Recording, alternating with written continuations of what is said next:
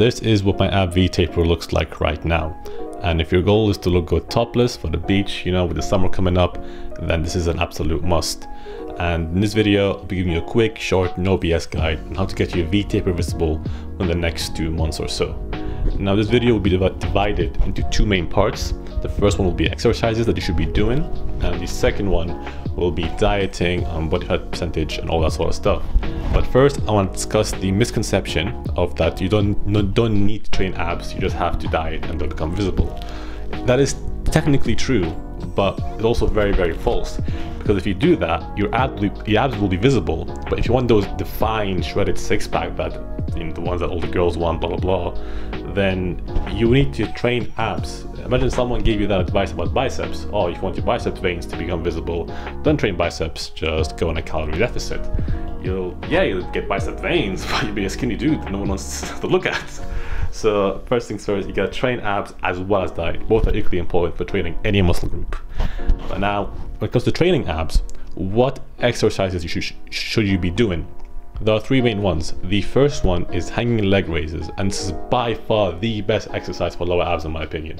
There are 3 levels. There's beginner, intermediate, advanced, and ideally you should be doing them with your legs all the way out and going up, but they are very hard. So if you can't do that, then I'd recommend you do is hold your hands into a bar and just pull your legs up. Okay, and do that. If you manage to do that, then try the intermediate version of your legs going out with your knees bent. And once you get that down, then move on to the advanced version with legs straight as an arrow all the way out, up and down. I do this personally 3 sets of 12, and I'll be completely destroyed by the end of it. My core will be shattered. So I highly encourage you to do that. And the second one is called in and outs, where you hold on to a steady object that won't move if you move. It could be a bench or the end of your bed or anything like that. And just push your legs out, hold for 1 second, back in, push your legs up, hold for 1 second, repeat. And the longer you hold, the more tension you will feel, and it will really help to target the lower abs and lower part of your core without as much tension as the hanging leg raises. So this is a lot more beginner friendly. Plus it does target different muscle fibers than the hanging leg raises because it's a different movement.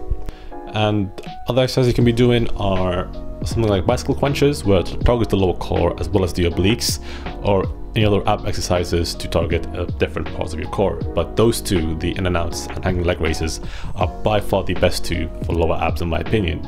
Now the second part I want to discuss is dieting and body fat percentage. You see, my body fat isn't actually that low. People think like I'm shredded, but in reality I'm like 14%, 13 maybe. And I just have a lot of muscle, so it looks like I'm not as fat as I am, essentially. But for you to have visible V taper, ideally you want to be as low as possible, but around 12%, 13% is absolutely fine.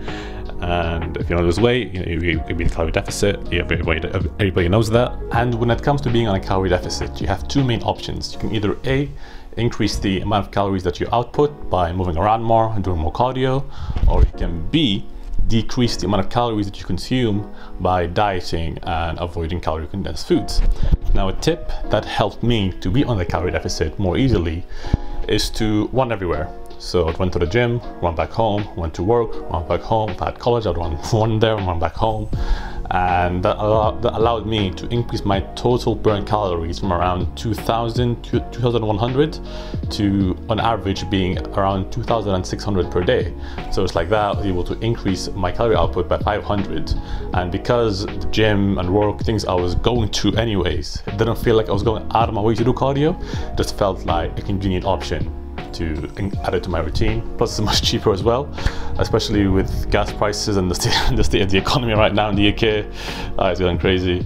But yeah, running everywhere is what helped me personally. And that's everything for this video. If you guys found this video helpful, please like and subscribe. It doesn't cost you a thing, and it helps me out.